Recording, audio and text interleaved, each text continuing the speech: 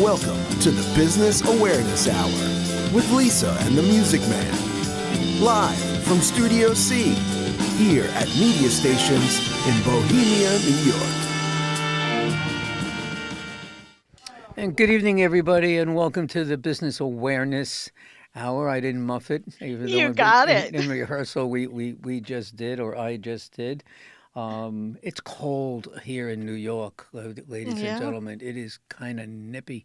I don't know what's as nippy as where our guest is, and I'll mention that in just a second. Actually, we have two guests tonight, both on opposite ends of the world. Yes. One So, north of us and one south of I us. mean, What do you really. know? So, how cold is it by you, Lise?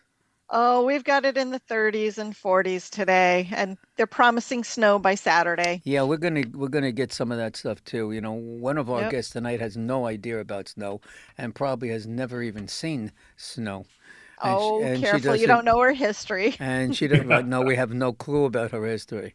She'll either Yeah. tell us or she won't. But our guest is from the country, I think their name is Canada. And he's Yeah, the from a Great town, White I think North. it's called Victoria. Is that Victoria, Canada, Phil? Victoria, province of British Columbia, country of Canada. Yeah, And your Yep. name is Phil Dublé. You are it is. DMC Consulting, and you're going to tell us a little bit. Let's also, why don't you introduce your associate to us? All right. My pleasure to introduce my amazing and talented executive assistant, Yakshay. And she is located in Mexico City Mexico and probably City. doesn't have any snow. Oh, I expect she doesn't have any snow, right, Yuxay? Not at all. We're like 68 degrees right now, so very good weather for a winter. Have you ever Yes. seen or feel snow?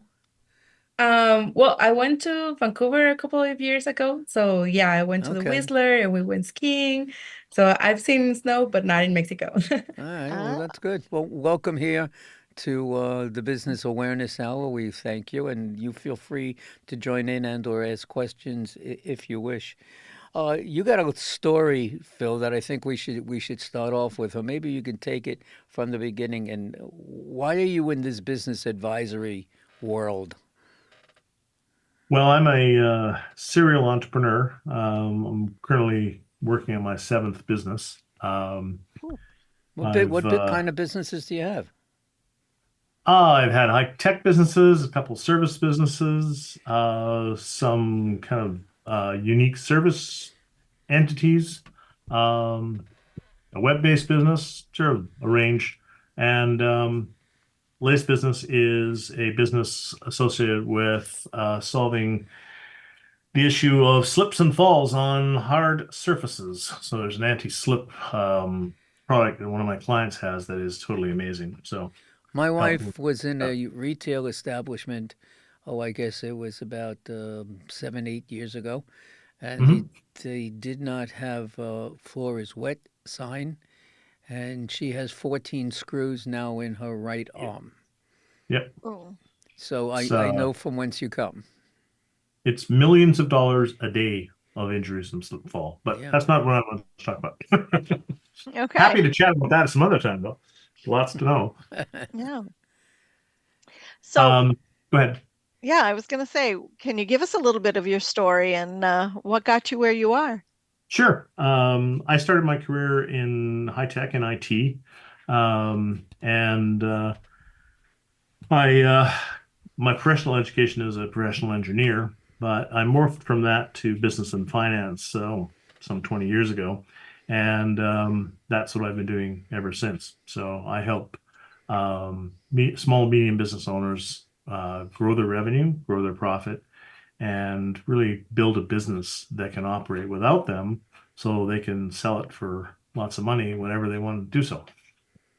Oh, very nice. And do you have a few clients that have done just that? Yeah, I have a client right now that we're just in the final stages of putting their business out in the block. I am not a business broker, so I get it ready and we hand it to business brokers to actually sell. I also have a couple of clients that are looking to buy a business, and by and large, the processes are the same. Oh, And so then I that's have good. currently 2 clients that intend to sell within 2 years. So we're working on the mechanics to have it as attractive to potential buyers as possible. Very nice. There is And somebody else in our group that does something like that. Does something similar. I'm going to see if I can remember what his or her name is and get it off to you. 'Cause it might be an asset. Sure. yeah, yep. And so the businesses that you're working on, are they stateside or are they up in Canada? About half and half right now. I'm pretty agnostic when it comes to that. Most of my marketing efforts are in the US. Bigger market, a lot more interesting problems, good exchange rate. So but it really doesn't matter, because serve my clients remotely and I take care of the time zone issues. You There you mentioned go. here about battle-tested strategies. I mean, I always like that phrase. Do you? Give us an example, if you can, of how you've used these battle-tested strategies. Well, one of the products I use and I'm certified in is a product called Value Builder, which is quite an amazing product. It has been used to evaluate over 70,000 businesses to date. So the statistics that come out of that are indeed battle tested and quite compelling. So an example of that is that if a business owner does the assessment, generally most businesses, again, over 70,000 businesses, end up somewhere in around 60%, which in the yellow zone. If you visualize a speedometer, it's right there in the middle. Statistically, if we can move that business across 8 different dimensions into the green and 80% or better, the valuation can go up by as much as 70%. So it's a big deal for a lot of business owners. So that's a good battle tested strategy. You know, as you talk about these battle-tested strategies and software tools and such that you use two words that I kind of like stay away from, and What's you that? used it. I promise. Now, Okay. if you're using I promise, you are really promising somebody some stuff that are going to make a sale or a business deal really good. Yeah, Yep. he's confident. Yeah. I don't do it lightly and I don't do it widely, but You can't do if I that make a lightly. promise, I do a promise. That's why I don't use those words. You know. You have to be very cautious with those words. Yeah, for sure. Yeah, I agree. yep. Now you talk about your your clients and your associate. You have this high touch, high impact management consulting advice. Explain. I'm a management consulting, business coaching, business advising for me, for many others, is very personal, very intense a lot of times. And I say to my clients, the more I know, the more I can help. There is nothing off that you can't talk to me about, your life, your kids, your wife. And if there's something that's impacting your business or your ability to move forward, talk to me about it. I'm not a life coach, I'm not a counselor, but it's surprising how often outside perspective can help almost any situation. So the high touch comes from I really truly care about my clients, and they know that, and it's very intense experience and extremely enjoyable. You mentioned here also that 75% of small businesses fail within 5 years, and you Yep. really want to stop this. Isn't the main problem of why this happens is that the owners of these businesses and management in itself don't want to recognize the fact that they're having a failure? No, I can't have a failure. No, that's not me, and I'm going to work Well, this out myself. Norman, Yeah. statistically, it's cash flow that helps to cause that problem of 75% of businesses failing in the first 5 years. But I'm sure Phil has more to add to that too. Well, and you're absolutely right, Norm. Denial isn't just a river in Egypt. It's really a huge issue in blinders. But most of clients that I've seen that are, have gotten themselves in trouble or need to turn around, Lisa, you're absolutely right. They run out of cash. They don't manage their cash properly. Right. They um, they overspend and undersave and a number of other things. One of the things I see almost all the time is that business owners are really completely financially illiterate when it comes to their financial statements and what it means to them. They can't even read So one. couldn't even read them, and certainly what they don't do and what they need to do is be able to interpret what it's saying, what's the message here, what's the trend. So along those lines, I'm actually going to launch a course this month on financial literacy for small business, and it's an 8-week course, and it's not technical, it's not for accountants, it's for small business people to really understand what their financial statements are trying to tell them. You know, as long as you brought this up, let's do it now. We're going to do it many times during the course of the evening, but Sure. since you put out not a possibility, but the fact that you're going to be doing something to offer some skills to, I guess, potential clients, why don't you let people know how they can get in touch with you? All right. Well, my website is all one word, .com. So my first name and last name.com. My phone number is 403-540-3139. And my email is phil@phildublé.com. Doesn't get much easier. That's simple. That's as simple That's as the it plan, can get, right? right? Yes. If the rest of the stuff you do is that simple, sign me up. Well, I try to simplify it because there's no point in talking over business owners' heads. They have a business to run, and there's also no point in giving them a whole bunch of jargon and hard to understand things and expecting them to get any benefit out of it. So So what kind of seminar or classes is this? What do you if it's class situation, where do you begin and where do you wind up ending? it's an online workshop. So we start, as you might imagine, with the basics, revenue, cost of goods sold, expenses, net profit. And we define those so everyone knows where they're going. We provide a workbook so they do the exercise that we provide, but they could also do it in the privacy of their own desk. They can run their business information through there.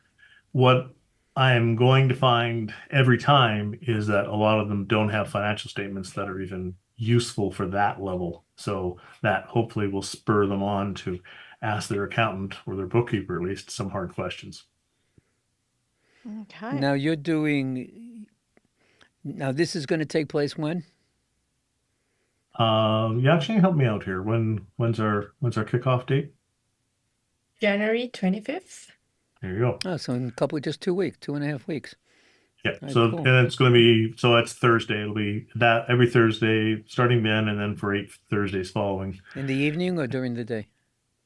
during the day, 11 a.m. Pacific. So Okay. that would be 2 p.m. Well, how do Yeah. we get people there during the day? You know, this is a management situation. Let's say that there's an owner of the company and who realized there's an issue, and he has a strong assistant like you do, and he wants to get the information, but he can't leave. Well, they don't have to leave. They can do it on their desk. And my comment to that is that you need to spend time working on your business, not just in your business. And if you should be able to break loose an hour and a half a week to do this because it's vitally important. This could mean massive increase to your profit and reduced problems and stuff like that. So it's the ROI should be really intense in this. Now, over the years, you've been, like you said, a entrepreneur 7 times over. You've been in all kinds of businesses. I am Yep. sure somewhere along the way you have, I would say, on a minimum, 2 to 3 very, very, very, very interesting stories of people that are these big shot business owners that really aren't so big shot, and they've made mistakes over a period of time, and until they found you, all right, they were lost in an ocean. How did you save Yeah. them? And what were Well, those stories about? I'm not going to mention any names for obvious reasons. I had a client who is an accountant, CPA, ran a successful firm, but was absolutely drowning. He was working 16 hours a day, and he didn't see his family anymore, and his health was suffering. And as has happened many times when I sort of walked into his situation, he was spending probably 2 days a week doing stuff he shouldn't be doing. Such as what? So he was entering transactions into his own accounting system. Okay, that's a problem. That's stupid. Yeah. Yeah, Yeah, exactly. his ROI on that is Yeah. nothing. Yeah, He he's going had negative. he was a bottleneck on he had to touch every file multiple times, so he was a bottleneck. So things were piling up on his desk, and his people were waiting on him, and his clients were waiting on him. He didn't know how to delegate. He didn't have business processes in place. He was a heck of an accountant, no question. Like, you could do a financial statement and tax return brilliantly, but he didn't have clue in a basket how to run a business. So we fixed that. We proved that he could actually have the cash flow to hire, in this case, a couple of people. And it changed his life, and he ended up working fewer hours and making 40% more money. So that's a Was that 400% that you said? 40%. Oh, okay. 40%. But he I worked was going fewer to give hours you doing- cash right now if it was 400%. Yes, I thought I heard 400%, 40%. Well, it might be 400 by now because it's momentum, right? But no, it was 40% very quickly. So Now, how long it- ago? How long ago was this? 2 years? Yeah, 2 years. And where is he now? Any idea? I haven't caught up with him. Well, it's 24. I haven't spoken with him for 6 months, but he was nicely on track and had his staff. Staffing is a challenge for a lot of people. Turnover and retention and all those things. But he managed to keep most of his staff, so he's doing well. Last I spoke with him, How many accounts did he have on his staff? one. He was it. He was it? He was it. Did you That was the did you problem. have a Exactly. Did you have a conversation with him to hire a couple of people? Well, we talked about the strategy. I said, are you going to be doing this forever? Like, what's your exit strategy? It's a question I ask all the time. Because in an accounting firm, typically you hire a junior person, you groom them, they buy you out, you go off and do your retirement thing. So we had certainly talked about a strategy. Last I'd heard, he had not implemented that yet. But yeah, he likes to run things his own way, but he's learning. He's learning. Is he more of an accountant and like numbers person, or is he a tax person? He would be a numbers person, but tax was part of his practice. So Well, every CPA, it's part of it. Depends how much. Like, I need a bookkeeper in addition to my accountant. well, he offered bookkeeping services as well, which was a different nightmare, but we got that straightened out. And so yeah, he offers bookkeeping and accounting for financial statements and tax returns. He doesn't specialize in delivering tax advice per se, but obviously he's familiar with the Tax Act. But let me ask you a question. As an accountant, and you're doing taxes for your clients, and you're doing the client's books, you're really an advisor. Shouldn't he be Should be. having a Okay, that was a good answer. I get Well, it. a lot, It's the a way lot you of delivered it, accountants which is making me laugh. well, accountants are very good at a narrow range of things, and they're brilliant at doing accounting and understanding the tax laws and making things balance and all those other important things. They're not necessarily experts at running businesses or growing businesses, and that's so advice in that ilk is not all that helpful. They're also not experts at selling a business to divest it. So, yeah, I'm generalizing. There's lots of accountants that are, but in general, accountants are good in their niche, but they're not necessarily good at growing businesses. Do you have any competition? Oh yeah, absolutely. So what makes you different? Well, I have 24 years of experience. Well, That some makes me people, different. other people have 24, 20 years, Yep. But there's an air about you that's very, very positive. Maybe that's different. Now, Go ahead. I was going to ask, your service area, are you Mhm. limited to the US and Canada, or No, not at all. Okay. Business transcends industry, geography, time. It's the more businesses I've seen, I've worked with hundreds, the more the similarities outweigh the differences. So yeah, no, I'm not limited at all, except, perhaps some time zone issues. Ah, yes. Yaxi, Yes. can I ask you a question? Yeah, please. What do you do for Phil? So I'm a everythingist. So whatever Phil occurs, that's where I am. Some examples like So what? lately I've been doing websites. Mm-hmm. Lately I've been doing editing videos, setting up meetings, creating the workbooks for the new training course. So everything. Well, who taught you how to do all this stuff? YouTube. He's brilliant. So yeah, whatever I can find. So the internet is massive. The only thing I paid for it's a course for coding. So yeah, that was difficult to learn from YouTube and internet sources. But further from that, yeah, whatever the internet gives me. And you've been working for Phil, what, 2, 3 years now? Yeah, 3 years. 3 years, years. yeah. That's great. Yeah. You look So- so young. Is Thank you. is Phil your only client, or do you have other clients as well that you work for? No, right now I only work for Phil. He I keeps keep your her busy plate enough. full. Phil's not going to Okay. let a good thing get by. So there you go. He's not Yep. going to give it an Yeah. opportunity. I do offer actually services on a selected basis to some of my clients for specific things, and she delivers brilliantly on that, which makes the clients happy. It's because you can trust her. Absolutely. You know, And she- that's what it's about. And you know that she knows what she's doing because she's done it for you. Exactly. You know. Now, Yes. is there another story you want to slip in there that maybe the opposite of how Rob made out? Oh, the opposite. Oh, someone that didn't But survive. not the that you journey? would have anyone like that, but Oh, sometimes I- people don't listen to what the man has to say. One of the advantages of being in your own business is you can choose who you work with, and you can, when it comes to it, fire clients. And the worst thing for a business advisor to myself is clients that they do three things badly. First one is the I knows. So I'll say something, oh yeah, I know that. Well, then why haven't you done it? Right? The other one is, oh yeah, well, we'll do that. And I promise to do X, Y, Z by next week.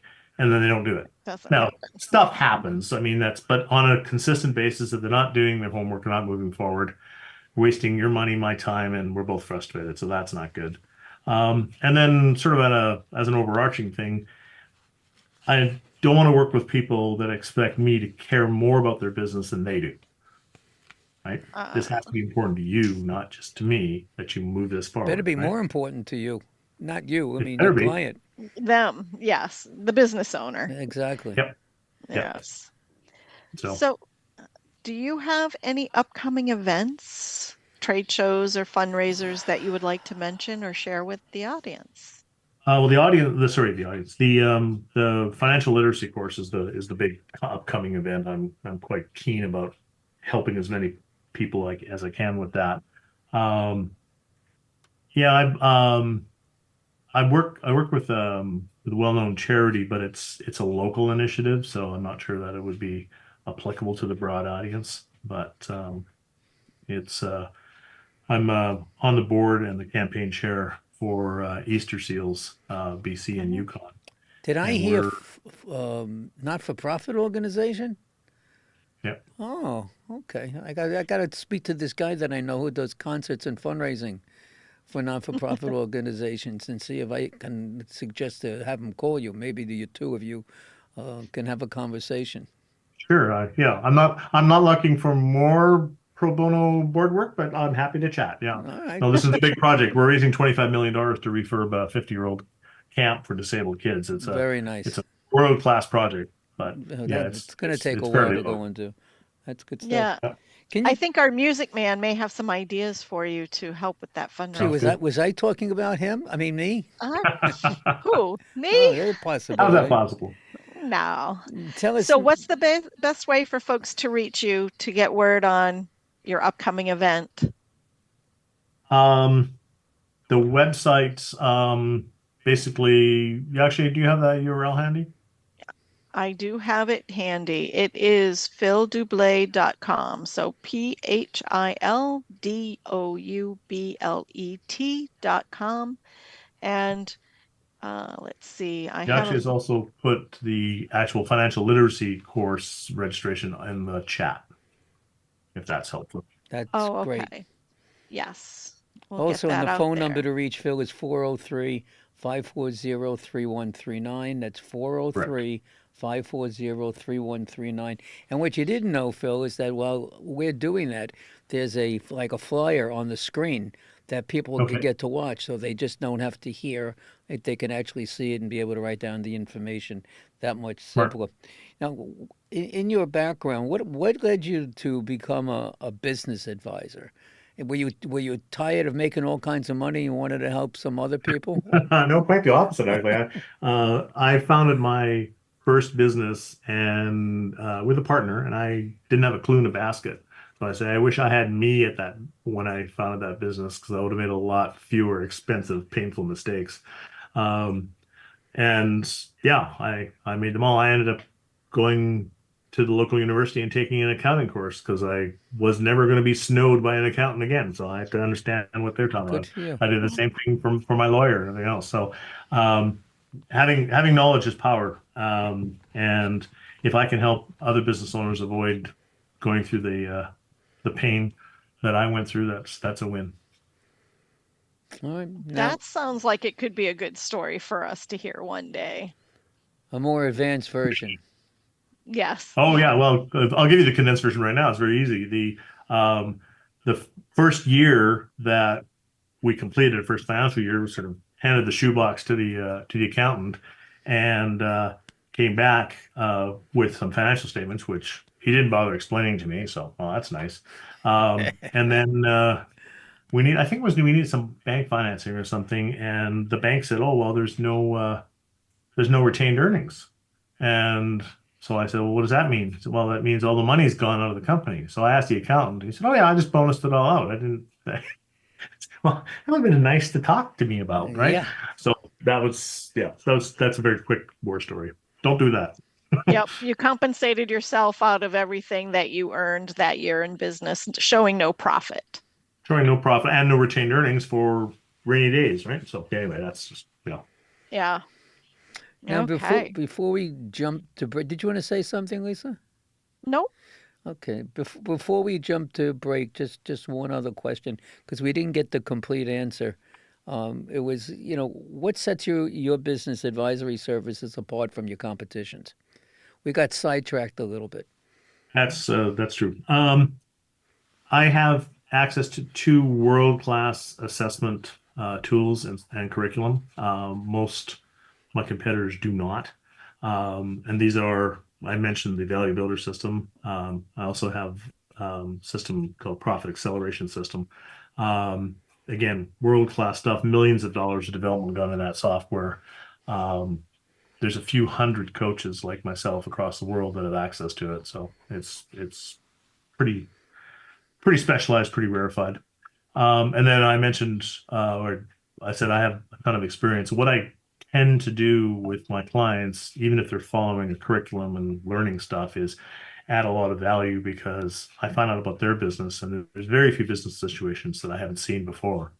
And because of that, I can usually answer their questions and get them back on the road that they belong pretty quickly. That kind of like answered it. Now, because of that, you got me thinking monetarily about business, and we're going to take a break so we can bring some revenues in, so we still have a business. All right, so we're going to be Good back strategy. in about. Good, thank you very much. I got it from a guy up in Canada, as a matter of fact. Mhm. So that being said, we're going to be back in about 2 or 3 minutes, ladies and gentlemen. So stay tuned. My name is Lisa Rodino. I am a commercial loan advisor and broker. Have you been finding that your business's cash flow is not where you need it to be? Have you found yourself taking from your personal accounts to meet your business's obligations? Have you found that those quick solutions of quick money are starting to get awfully expensive? My job is to find the right funding products for my clients so they can get back to working in their business and give me the task of finding the best options for their situation. Give us a call today to learn more. 516-268-0350.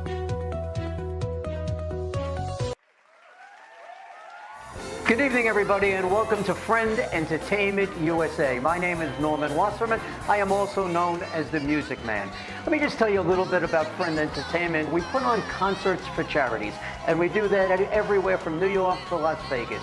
We do R&B, Motown, rock and roll, jazz, whatever it is that you wish. Friend Entertainment will deliver the best of the best for you and your charity. Here are some of the names of the talent that have performed with us on our stage. Stevie Wonder, Tina Turner, The Temptations, Earth, Wind and Fire, the one and only ELO, Elton John himself, Kool and the Gang, and the fabulous Donna Summer. Go to our website, friendentusa.com. That's www.friendentusa.com, or feel free to call us at 631-698-9696. 631-698-9696, and we'll see you at the next show. Hey, and welcome back to the Business Awareness Hour with Phil Dublé, and business advisor based out of Victoria, Canada. It is Victoria, right? It is. Is it? I guess. It is. Okay. So that was a statement. It is, not a question. Gotcha. It is. Okay. What is your measure of success? Is it how much money you have? The one who dies with the most wins? What would you consider success? You mean personally or for my clients? For your businesses in general. The best thing that really gets me going is client that's making visible progress, and that could be hitting their financial goals that they had outlined earlier in the year, or the ultimate one is selling their business at the time and the amount that they want to sell it for. That's very gratifying. The flip side of that is it causes me personal pain when I see businesses closing its doors without being successfully sold. So the measure of success is, client satisfaction. I mean, it overused, but that's truly what it is. Can you give us some tips on for business owners looking to scale their operations? What scale up, scale down, whatever. How do you make that determination? Sure. Don't run out of cash. Number one. Good idea. Best to talk to me for that. Why? What do you do? I provide the businesses the capital they need to expand and grow, and we work on finding very favorable solutions. Boy, am I cool. I segued you right in Did there. that. Beautiful. Right inside. Well done. Cool. Thank you very much. I've seen situations where someone brilliant like Lisa obtains capital for them and then they squander it. So I try to make sure that they manage their cash very carefully. I had a mentor once that told me that you throw nickels around like manhole covers. That's your mantra. You want to be very careful with every dollar you spend. Right. The second tip I would give is that debt is a tool, but much like you wouldn't give a loaded gun to a 3-year-old, you need to be careful how you use that tool. It has some profound advantages, and it can make a really big difference to businesses, but it's very easy to get into a debt situation. It's in fact scarily easy to get in a debt situation that it's almost impossible to get out of. So don't be afraid of debt, but use it intelligently. Can debt be a blessing? Oh, absolutely. Absolutely. It's a tool like anything else. And if used properly, it has great advantages. Right. But For every $1,000 that you borrow, you can make up to 5,000. Those Right. statistics Leverage. are proven How if how it's is done that? correctly. As an example, how is that? Can you explain? How do you turn 1,000 into 5,000 doing with debt or whatever?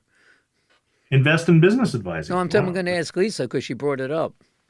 Well, it's been proven that a business, once it has like $1,000 injection, they can take that money and turn it around to make it into 5,000 of profit, because they can either access the materials they need to work on a project or complete a project, and that, it goes into work for them. Isn't there another word for that called gambling?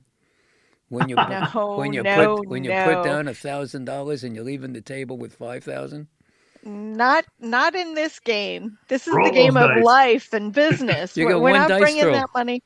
No, we're not bringing the dice out for Yeah. that. One of the questions that we asked on the profile to ask you to fill out is you gave an 8-part answer, which is really fabulous. All right, it's 8 separate parts. I want to tell you that you did a really good job. Scaling a business can be daunting, but it's also an incredible opportunity for growth. And you put down a few tips for people to consider. The first one is focus on your strength and outsource the rest. If you're not running a bookkeeping company, you probably shouldn't do your own bookkeeping. You want to talk about that? Absolutely. Well, I have a current client right now who's running $1 million business, growing to a $2 million business, and the only thing that's holding him back now is he wastes 16 to 20 hours a week doing his own bookkeeping. So, slapped him upside the head. We're getting a bookkeeper in and an accountant to advise him, and now he can do what he's really good at, which is selling. Nice. It's just amazing how people are they afraid to allow people in? Is that what it is? That's part of it. There's two things. There's a trust level, and a lot of people started their business and they have to do everything because they were the only person, and they never learned to delegate or let go of those particular reins, even though it was long overdue. So they need someone like me to tell them they need to do that. And how many And slaps does it control. usually take? Is it one good one? I said, how many slaps does it take? No. We worked on him for a couple of months. This just happened a couple of days ago. He came back from the Christmas break and he was a changed human being because he saw the light. He was driven to delegate that stuff. So it was very gratifying. Were you on the cruise with him or something that No, smacked him? he was sick. He said he was sick the whole week, but he's come back with a All epiphany. right, well, So I'm glad he's feeling Yep. better. Well, yeah, exactly. sometimes those business owners have those powerful personalities, the type A, that they have to control everything. Yep. So letting go can be difficult. Absolutely. So Uh, yeah, so that was a good one. When you build a strong leadership team and invest in an employee's development, you surround yourself with positive contributors. Is that right? Yeah, I mean, there's I don't remember who quoted it, but basically you are the sum of the 5 people you spend the most time with in terms of attitude. And if you surround yourself with positive people, you're probably going to be positive, and surround yourself with negative people, you may not be. Yep. Ah, So yes, you need to be a leadership team. The observation again, I know the quote, but I don't know the author. First-class managers hire first-class subordinates. Second-class managers hire third-class subordinates because they're worried about their job being taken. yes. Yep. It's again, get the best possible people you can, and your business will do well. Right. And the best thing to do is mentor those folks that are under you to take your place so you're Exactly. not needed there so you can move up the ladder. Exactly. But Echoing. many do not realize that and don't know how to do that, which is sad. Correct. Yep. Technology is like it nowadays. I'm getting a little worried because I hear so many AI stories now that are really crazy. The things that can get done using AI, with pictorial, people Yep. stealing your voice. Yes, your image. I Yep. mean, Yep. this is what's going on. How do you see that affecting your business and your clients? Well, we could spend an entire hour talking If about not more. cybersecurity and fraud prevention and those things, but as a rule, a lot of the AI stuff it's a lot of media hype because it doesn't fundamentally affect a lot of people, depending what industry you're in. it's getting fairly easy, for instance, to detect something that's been written by ChatGPT because it uses certain phrasing and certain words. And you say, okay, and I gave one of my clients a hard time. I said, oh, he asked him to write something, and I said, oh, nice job with ChatGPT. Whoa, you found that? Yeah. So I mean, it's pretty obvious. ChatGPT, again, it's another tool that has two edges to it. If you use it as sort of an idea generator and the basis of what you want to do, and then you edit it and make it your own, that's great. If you just plunk it out, it's Plagiarism. not much different. I happen to be plagiarizing somebody then. I have used it a couple of, I have such a good time with it. I put in X, Y, and Z, and it comes out like somebody, like I'm this famous author, and and anybody who knows me knows that's not me. Yep. So we're back to your point that people can recognize. You got to also know the personality of the person that's sending you the information. Well, and it's getting better and better and smarter, and like anything else, it can be used for good or for evil. So This is very true. You- So, what do you believe sets your business advisory services apart from the others in the industry? I'm searching for an answer that doesn't sound like a cliche. Just a sec, I'll consult ChatGPT. No, I won't. Cliches are accepted on this channel. As I mentioned earlier, I really do care about my clients, and the more the business advising relationship can be quite intense and quite personal. And I live vicariously through their success. So I don't know if everyone else treats it that way, but I'm a very small business, and my clients are all very important and precious to me. So they get all of me. I don't know how else to answer that question. How many times have you ever got rid of a client? Last night we had, 2 nights ago, we had somebody on, someone that you may know, and this is becoming a common occurrence now, where you tell clients, I don't need you anymore. We're not going to be able to work together, or for whatever reason you want to do. How many times have you done that in your career? In my career, not that many, because I like to believe I do a pretty good job of filtering up front. I have a pretty good BS detector. So if I'm meeting somebody, and I'm going to figure out fairly quickly if they're coachable. That's one of the first tests I take people through, and if they're not, then we tend not to do business together. Now, that being said, I've helped a number of my clients fire their clients as needed. So one of the exercises we always go through is rank your clients, group them into A, which are the best possible clients, you love all of them; B, pretty good clients that could become A's; C's are marginal, and D's are the ones that be fired. And if you're not firing the D's, you're going to explain to me why you're not firing the D's, because they're costing you money and time and energy. And headaches, most likely. Oh yeah, and they're 90% of the problems. So Most of the C's should be given a time limit before they get asked to say goodbye as well. yeah, and I try to be gentle with my clients at first, because firing clients is very unusual for them. Oh my goodness, what happens? Once they get a taste of it and they fire those D's, then boy, some of those C's are on the block, man. They're coming next. Well, that's what I'm saying. So yeah. Yep. A succession plan, really important, and this can probably take a few minutes to explain.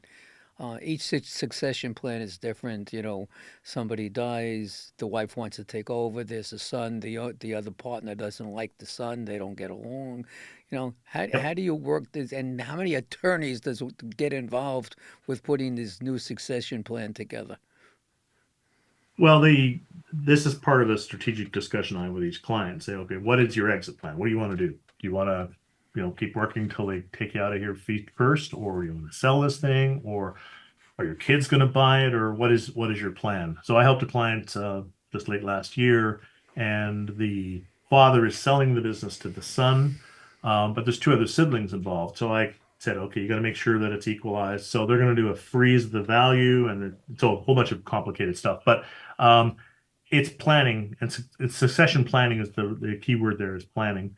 If it is a legal situation, I always counsel people to get a shareholders agreement so that if something does happen, everyone knows where they're at. Oh, shouldn't they Um, get something like that when they first sign to become partners? they should, but they don't, Right. because they're all.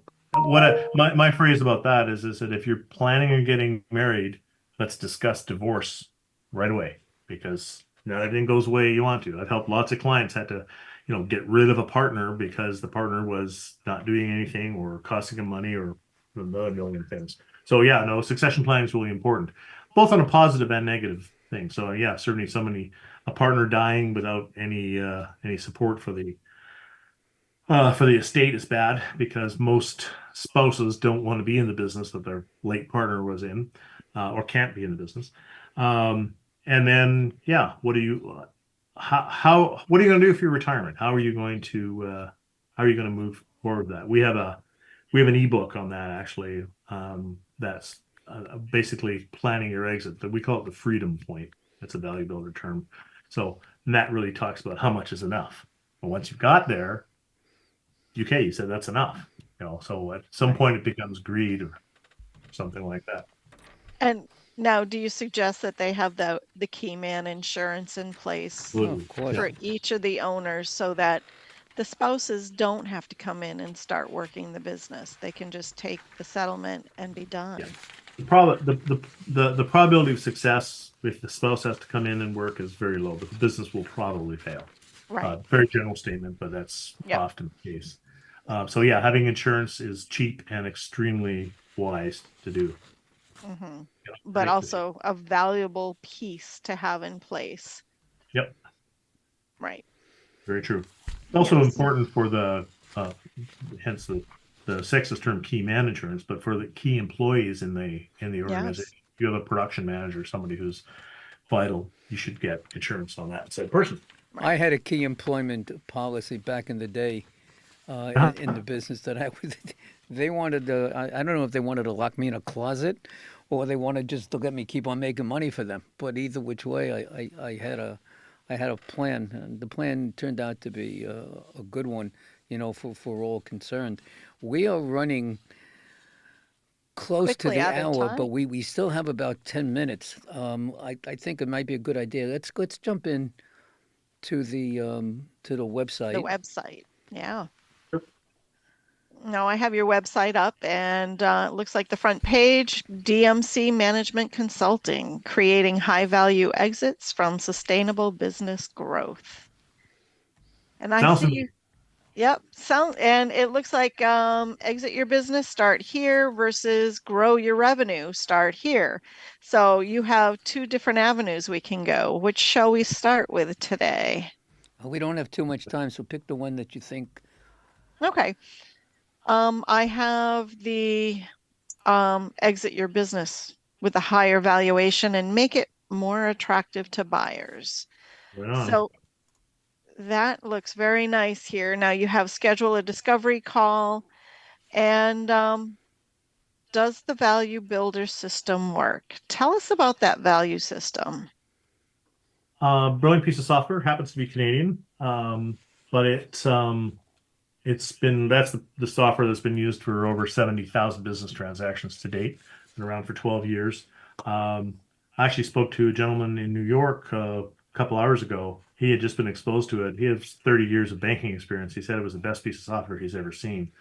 So it's very good. I've been trained and certified in it, and it is a very potent weapon to help clients. Very nice. Happy to take anybody through that assessment. It's no cost, and it doesn't take very long. And tell us about your ebook, The Owner's Metric. That's a value it's value builder book. Owner's Metric is the second latest ebook they have, and it talks about what an owner's mindset. What it's back to the how much is enough, in the sense that what does your exit look like? What's your plan? What do you need? It's amazing to me that many, perhaps most successful business people haven't give them a clue on what they want to do next or when they want to do that. Right. And so this is good education to come up to speed on what your life could look like next. Ah, very nice. Now, I see a results tab, the results, secure your business financial asset and take control of your destiny versus unlock your hidden treasures and banish your silent killers. What are your silent killers?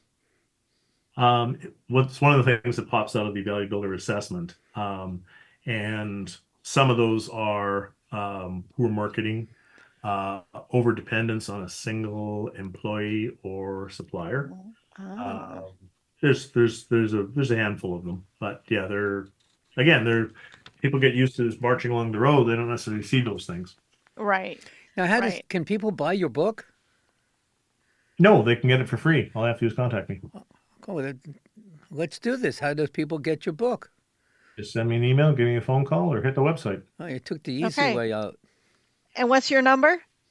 403-540-3139. Okay. How many books have you written? I've published 4. The Value Builder system's got 6 out on now, I think. So there's lots of really hard-hitting information. And what about eliminating your frustrations? Tell us about that. Well, my business partner used to have is that, if we didn't have customers or employees, we'd have a perfect business, because that's where all the frustrations are. Right. Eliminate your frustrations. I mean, I don't want to overuse the example, but if you're spending your time banging in bookkeeping transactions instead of doing what you're really supposed to be doing, which is selling and growing your business, you're probably frustrated. Gotcha. You offer Gotcha. an introductory call. How long is the call? What is it, 15 minutes, a half an hour? Do people need to have any information with them during this introductory call? We call it a discovery call because really we want to try to understand what they are, what they want about. We do it in 20 minutes or so. If all goes well, then we'll do a subsequent call. But in 20 minutes, we can figure out if there's opportunity to work together or not. So it's very time efficient for everybody concerned. Care to share a little bit about the Value Builder coaching program where you talk about that 500% guarantee? We're back to the increase in valuation.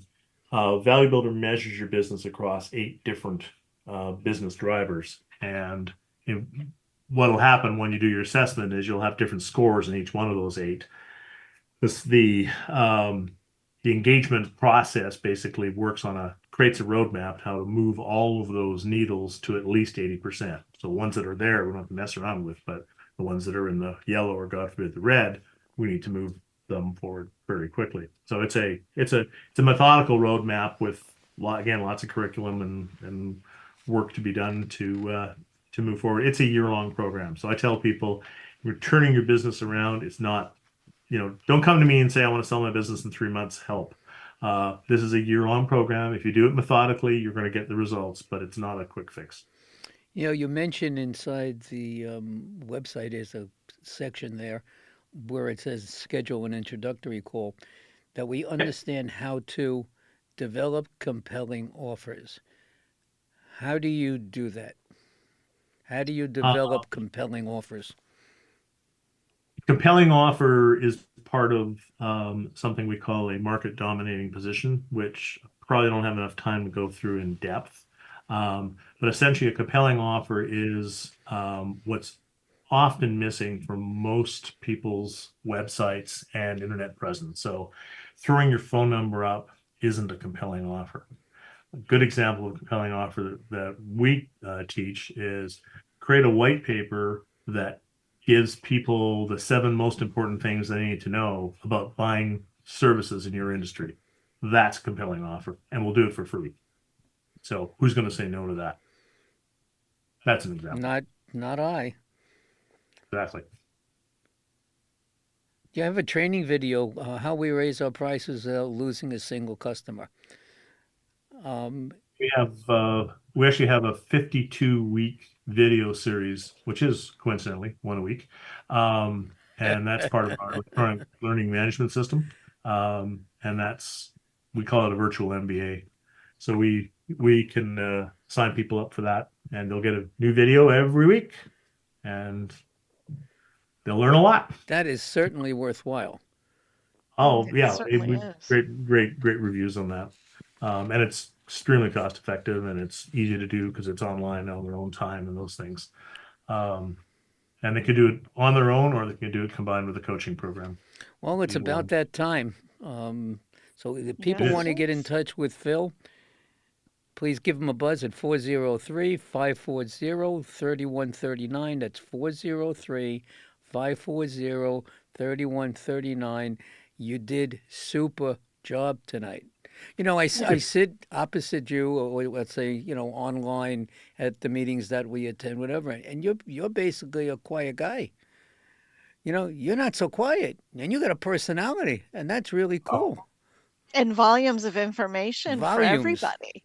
Volumes, yes. Yeah, At least 4 of No them. wonder this young lady works for you. She's going to learn something. she teaches me as much as she learns, I'm sure. Yeah, well, I'll give you a parting quote that I do know the author, and that's Mark Twain. And it said, you know, it's better to keep silent and be thought a fool than open your mouth and prove it. So, I'm happy to listen. Oh, well, thank you for joining us tonight. It's It our was a pleasure. pleasure. And Yakse, wonderful to meet you. Thank you for attending. Appreciate that. Yes. All right, so you guys just stay there for just 1 second. I know I've learned some information, and it's going to be quite useful for me. And I'm sure that all the people that are watching here tonight and viewing and listening have learned an awful lot too. And Great. we've given off the phone number numerous times. Yep. If people are interested, and they're going to be interested, it's just a question of when. Give a call. Tell them that you tell whoever when they answer the phone that you were on the Business Awareness Hour. And again, I wish everybody a very happy New Year. It's the beginning of the year. May you have a successful, healthy, and happy, prosperous New Year. And thank you for tuning in. And we'll see you next Tuesday. So you everyone have a nice weekend. And good night, everyone. Good night, you. everyone. Stay safe. The Business Awareness Hour with Lisa and the Music Man is brought to you by Media Stations in Bohemia, New York. Create your own media and have your own station. That's Media Stations in Bohemia, New York. 516-448-2066 or visit